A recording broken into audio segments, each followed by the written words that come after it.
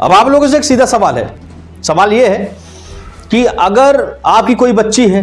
बालिग है नाबालिग, अगर वो घर से निकलती है, लेकिन खासकर अगर नाबालिग बच्ची है, वो स्कूल जाती है, कोचिंग जाती है, मार्केट से सामान लेने जाती है, उसी बीच कुछ दरिंदे आकर के उसका नाड़ा तोड़ करके उसको नग्न करने की कोशिश करें या फिर उसकी छाती दबाने का प्रयास करें और उसके साथ यौन उत्पीड़न करने की कोशिश करें और उसके बाद ऑनरेबल हाई कोर्ट की एक टिप्पणी आए कि ये 4 महीने सुनवाई के बाद कि ये रेप की कैटेगरी में इसका केस दर्ज नहीं हो सकता, ना ही पॉस्को एक्ट के थ्रू यौन उत्पीड़न का मामला है। तो फिर ये किस तरह की टिप्पणी, किस तरह का न्याय है और किस तरह की हमारी न्याय प्रणाली है? इस देश में सबके ऊपर सवाल उठ सकता है, लेकिन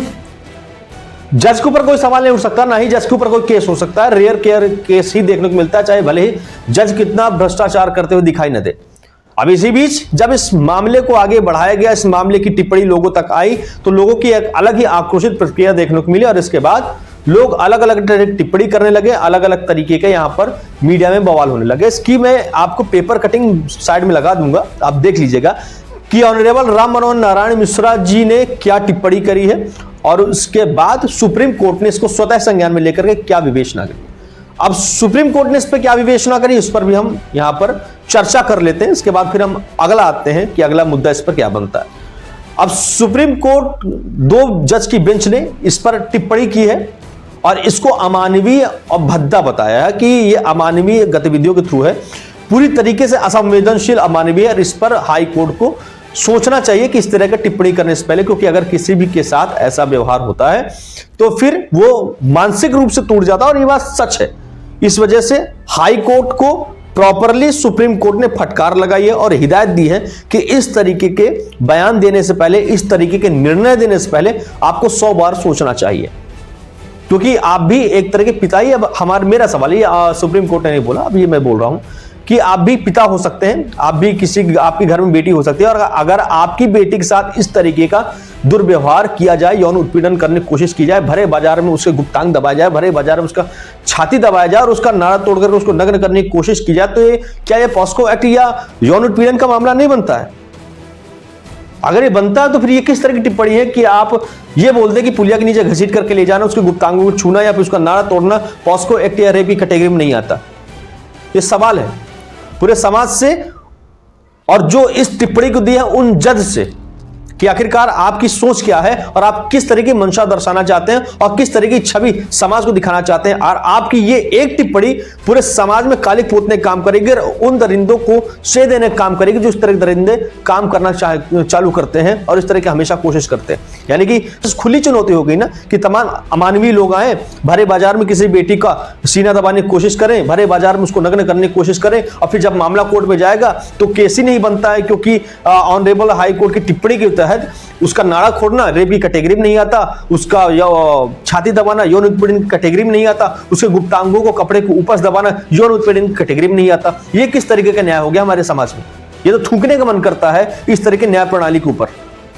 लेकिन हम जज के ऊपर, ऑनरेबल हाई कोर्ट या सुप्रीम कोर्ट के ऊपर टिप्पणी नहीं कर सकते हैं, भले ही ऑनरेबल हाई कोर्ट और सुप्रीम कोर्ट किसी भी तरीके का अमानवीय निर्णय, अमानवीय टिप्पणी दे दे।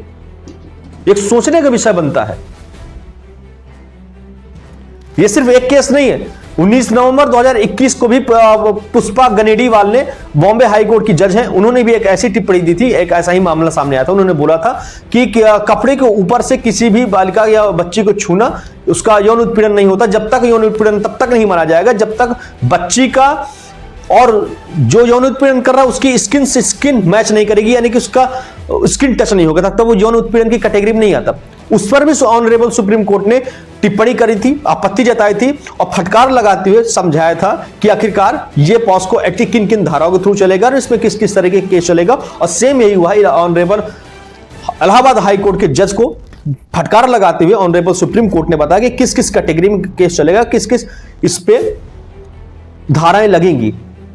साल 2012 में जब पॉस्को एक्ट बनाया गया था, पॉस्को एक्ट का जो सबसे चर्चित केस है वो आसाराम बाबू का है, उनके ऊपर भी पॉस्को एक्ट लगा था। पॉस्को एक्ट बनाया क्यों गया था? पॉस्को एक्ट इसलिए बनाया गया था कि कोई भी अगर नाबालिग है उसके साथ यौन उत्पीड़न करने की कोशिश की जाती है, मानसिक या यौन प्रताड़ना देने की कोशिश की जाती है, उसका मनोबल तोड़ने की कोशिश की जाती है और उसकी आबरू को लूटने की कोशिश की जाती है, तो उस कैटेगरी में उसको रोकने के लिए और उनको उचित न्याय देने के लिए, ऐसी घटनाएं दोबारा ना हो उसको संज्ञान में लेने के लिए ये पूरा पॉस्को एक्ट बनाया गया था। इसमें तमाम खंड है, तमाम इसमें पैराग्राफ अलग अलग है, बहुत लंबा विषय है। पॉस्को एक्ट, बहुत लंबा कानून है, लेकिन मोटा माटी भाषा में बच्चों के साथ यौन उत्पीड़न न हो, मानसिक प्रताड़ना न हो, उसके लिए पॉस्को एक्ट बनाया गया था और उसके अलग अलग धाराएं हैं। तो अगर एक तरफ जब पॉस्को एक्ट बना है जिसमें बच्चों के यौन उत्पीड़न को रोकने की पूरी तरह से कोशिश की जा रही है, और दूसरी तरफ ऑनरेबल हाई कोर्ट के जज की तरफ से अमानवीय और असंवेदनशील बयान आता है कि किसी भी बच्ची को छूना या किसी भी नाबालिग को छूना, उनके गुप्तांगों को छूना, उसके छाती को दबाना, उसका नाड़ तोड़ करके उसको भरे बाजार में नग्न कर देना, उसको पुलिया के लेकर नीचे लेकर के जाना, यौन उत्पीड़न और पॉस्को एक्ट में नहीं आता है। तो किस तरह का न्याय व्यवस्था और किस तरह की मानवीय सोच है, यह अब हमको समझ में नहीं आती है। मैं तमाम समाज के बुद्धिजीवियों से सवाल पूछना चाहूंगा और उन माननीय न्यायमूर्ति से सवाल पूछना चाहूंगा कि अगर उस बच्ची की जगह आपकी बच्ची होती या फिर उसके जगह तमाम समाज की, आपके परिवार की कोई बच्ची होती, तब उसके साथ अगर यह केस हुआ होता और आपके परिवार की किसी बच्ची के साथ, भगवान न करे ऐसा हो, उसका नाड़ा तोड़ करके उसके भरे समाज में नग्न करने की कोशिश किया जाए और उसकी छाती दबाने की कोशिश की जाए, और तब हम देखते हैं कि आप किस तरह के केस में एक्ट चलाते हैं, पॉस्को चलाते हैं या फिर ऐसी बाइज्जत बरी कर देते हैं अपनी टिप्पणी दे करके। ये समाज के लिए एक तमाचा जानने का काम करती है ऐसी न्याय व्यवस्था, और तमाम उन लोगों पर, समाज के उन तमाम धब्बों के लिए श्रेय देने का काम करती है जो इस तरह काम करने के लिए हमेशा फिराक में रहते हैं कि किसी भी बच्ची का कुछ भी कर दे, किसी बच्ची के साथ कुछ भी ये कर दे, वो कर दे, उसका किस तरीके से यौन उत्पीड़न करने की कोशिश करें। मेरे शब्द नहीं कि मैं उन चीजों को मैं प्रॉपर तरीके से बता सकूं किस किस तरीके यहाँ पे घटनाएं करते हैं,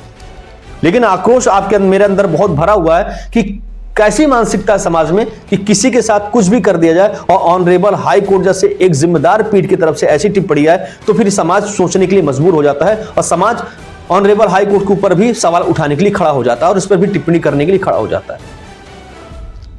हालांकि इसमें सुप्रीम कोर्ट की टिप्पणी आ चुकी है, लेकिन आप लोग इस पे क्या राय रखते हैं कमेंट करके जरूर बताइएगा। साथ ही चैनल को सब्सक्राइब करके बेल आइकन दबाइएगा ताकि तमाम मुद्दों पर हम ऐसे खुल करके चर्चा करते रहे। फिलहाल इस वीडियो में इतना ही, दीजिए इजाजत, मिलते हैं अगली वीडियो में, तब तक के लिए जय हिंद, नमस्कार।